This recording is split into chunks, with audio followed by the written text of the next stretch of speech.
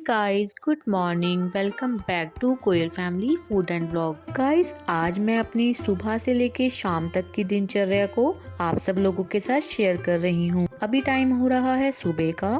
मैं और हस्बैंड उठ चुके हैं। आज बेटे की स्कूल की छुट्टी है तो वो तो थोड़ी लेट ही उठेगा। गाइस, वैसे तो रोज सुबह उठने के बाद गर्म पानी पीना, फ्रेश होना और उसके बाद सबसे पहले मैं संवारती हूँ अपने बेड को। लेकिन जैसे कि आज बेटे की छुट्टी है तो जब तक बेटा सोकर नहीं उठता तब तक बेड संवारने का कोई मतलब होता ही नहीं। लेकिन जो ये छोटा छोटा सामान सारे घर में फैला होता है ना, वो मुझे बहुत ज्यादा बुरा लगता है।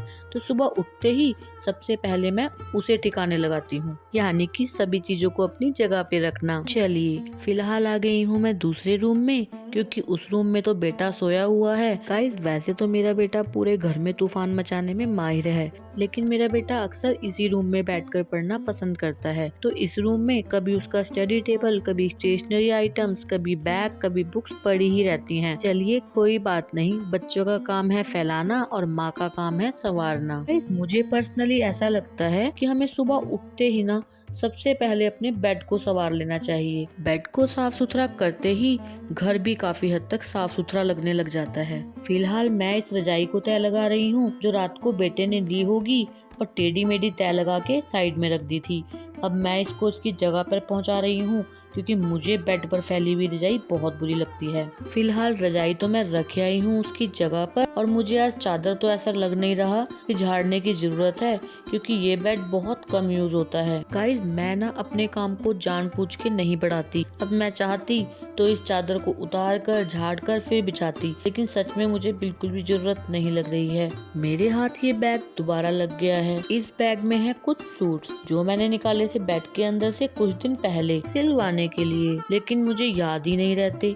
मैं कभी इसको उठा के कहीं रख देती हूँ, कभी कहीं। आज मैं इसको सामने ही रखूंगी ताकि मुझे याद रहे। चलिए, सामान तो सेट हो गया है। मैं लेकर आ गई हूँ झाड़ू। तो फिलहाल मैं इसी कमरे में से झाड़ू मारना शुरू कर रही हूँ, क्योंकि बेटा अभी तक सोकर नहीं उठा है। मैं उसको 2 बार उठा भी आई हूँ, लेकिन वो कहता है कि आज तो मेरी छुट्टी है, मैं तो थोड़ी लेट ही उठूंगा। गाइस, मेरा रोज का सेम शेड्यूल नहीं होता। मैं अपने टाइम के अकॉर्डिंग अपने शेड्यूल को मैनेज कर लेती हूँ। एक कमरे में झाड़ू लग चुकी है, मैं आ गई हूँ दूसरे कमरे में। गाइस, मैं ना अपने बालों से भी बहुत ज्यादा परेशान हूँ। मैं अपने बालों को बहुत देर तक बांध कर नहीं रख सकती। मैं कमरे में झाड़ू मार ही रही थी कि हस्बैंड ने बोला पहले मंदिर के आसपास से साफ कर दो, मुझे पूजा करनी है। क्योंकि हस्बैंड नहा के आ चुके थे तो मैंने कहा चलो पहले यहीं की सफाई कर देते हैं। गाइस, हमारे घर में सुबह की पूजा मेरे हस्बैंड करते हैं। चलिए, मेरा फिलहाल अंदर का झाड़ू का काम तो खत्म हो चुका था। हस्बैंड भी रोज की तरह लग गए थे पूजा की तैयारी में, और मैं अपनी झाड़ू लेकर आ गई थी बाहर सीढ़ियों पर। बाहर का काम समेटने के बाद जब मैं अंदर गई तो देखा बेटा भी उठ चुका है। तो मैं फटाफट इस कमरे की भी साफ सफाई कर देती हूँ। पहले लगा देती हूँ रजाई तय। रजाई समेत मैंने बाकी सब सामान भी सेट कर दिया है। मैं बेटे को बार बार बोल रही हूँ कि 2 मिनट के लिए उठो, मैं चादर झाड़ कर दोबारा बिछा देती हूँ। मेरा बेटा कहता है कि मम्मा रोज क्या जरूरत है चादर झाड़ कर बिछाने की, साफ ही तो है, ऐसे ही रहने दो। जल्दी कर, हटा हटा इसको हटा। यहाँ खड़ा हो जाके। तो इसे डायगोनल मूवमेंट कहते हैं।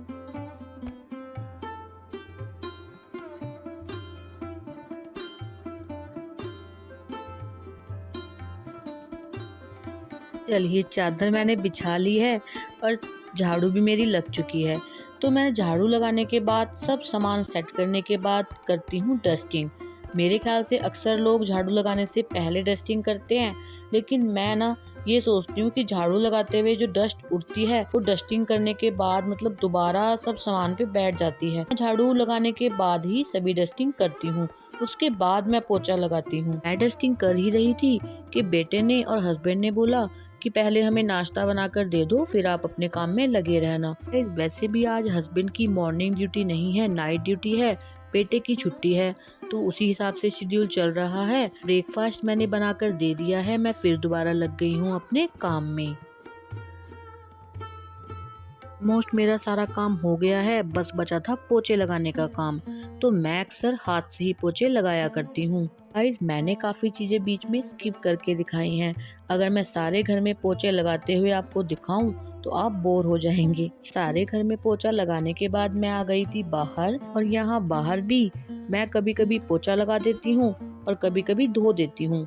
तो आज तो मुझे ऐसी कोई खास जरूरत नहीं लग रही थी, तो मैंने फिलहाल थोड़ा धोकर वाइपर मार के काम चला लिया है। गाइस, मैं रोज झाड़ू मारने से पहले सारे घर के मैट को झाड़ने के बाद बाहर ही रख देती हूँ, और पोछा मारने के बाद मैट बिछाते हुए अंदर आती हूँ। मैं मैट और दरिया बिछाते हुए सोच रही थी कि चलो काम खत्म हुआ, अब फटाफट नहा कर आते हैं। फिर याद आया कि पिछले कल कपड़े धोए थे, लेकिन इन कपड़ों को बहुत अच्छे से धूप नहीं लग पाई थी, तो मैंने सोचा चलो इसको धूप में डाल देते हैं। ऊपर जाके देखा तो अभी धूप अच्छे से नहीं निकली थी। मैं कपड़े डालकर नीचे आई तो मैंने देखा बेड पर फिर रजाई पड़ी है। हस्बैंड ने बोला मेरी इवनिंग ड्यूटी है, मैं थोड़ी देर सोऊंगा। हस्बैंड ने कहा मुझे किसी तरह का कोई शोर नहीं चाहिए, लाइट बंद करो, दरवाजा बंद करो और दूसरे रूम में जाके बैठ जाओ। लेकिन जब घर में बच्चे हों तो शोर तो मचेगा ही।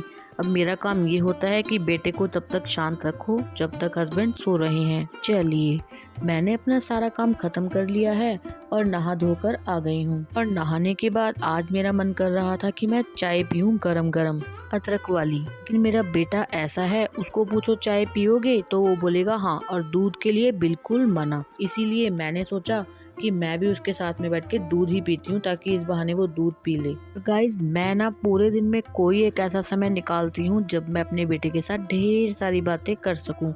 मेरे बेटे को मुझसे बातें करने में बहुत ज्यादा मजा आता है। मैंने बेटे के भी कपड़े निकाल दिए थे, बोला था नहा लो, लेकिन वो कहता है अभी थोड़ी देर में नहाऊंगा। मैं आ गई हूँ दोबारा छत पर कपड़े उतारने के लिए।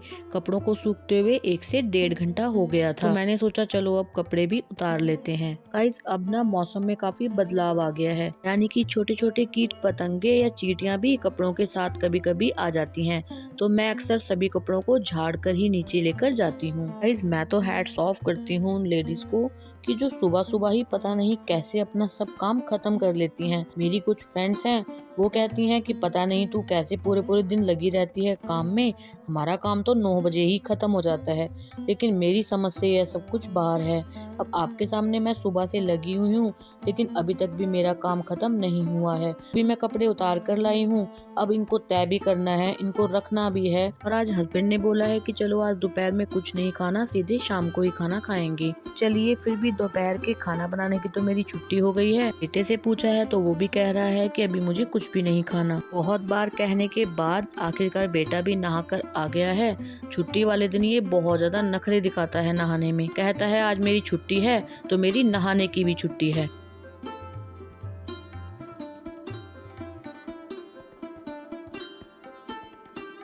अब मैं आ गई हूँ किचन में। ब्रेकफास्ट के बाद जो किचन साफ करी थी, बर्तन धोए थे, अब उनको लगाने का समय है। तो अब इस समय मैं उन बर्तनों को लगा रही हूँ, वो भी धीमे धीमे, क्योंकि दूसरे रूम में हस्बैंड सोए हुए हैं। गाइस, मैं तो आराम आराम से बर्तन लगा रही थी, मुझे आया बाहर से शोर। देखा कि बाहर तो हस्बैंड और बेटा खेल रहे हैं बैडमिंटन। मैंने कहा वाह भाई वाह, मैं इतने धीरे धीरे बर्तन लगा रही थी कि शोर की वजह से आप उठ ना जाओ, और आप पता नहीं कब कब बाहर आके बैडमिंटन खेल रहे हो। हस्बैंड ने कहा कि जब आप बर्तन लगा रहे थे तब मैं उठ गया था। और गाइस, बैडमिंटन हम तीनों का ही फेवरेट गेम है। हम अक्सर फ्री टाइम में बैडमिंटन खेल लिया करते हैं। बेटा अभी छोटा है तो उसको अभी ठीक से आता नहीं है। मैंने भी हस्बैंड और बेटे को आधे पौने घंटे के लिए ज्वाइन किया, थोड़ा एंजॉय किया। फिर याद आया कि मैं इतनी देर कहाँ खेल सकती हूँ, मुझे बहुत सारे काम है अंदर। 5:30 हो चुके थे, मैं तो अंदर आ गई थी। सबसे पहले मैंने जगाई जोत, क्योंकि शाम की पूजा करती हूँ मैं। हस्बैंड का भी ड्यूटी जाने का टाइम हो गया था। फटाफट मैं आ गई हूँ शाम को किचन में। अब मुझे बनाना है खाना। हस्बैंड ने बोला है कुछ लाइट सा बना लो, तो अभी मैं फिलहाल बना रही हूँ मूंग मसूर की दाल। और मुझे सारा खाना रेडी करना है आधे पौने घंटे के अंदर।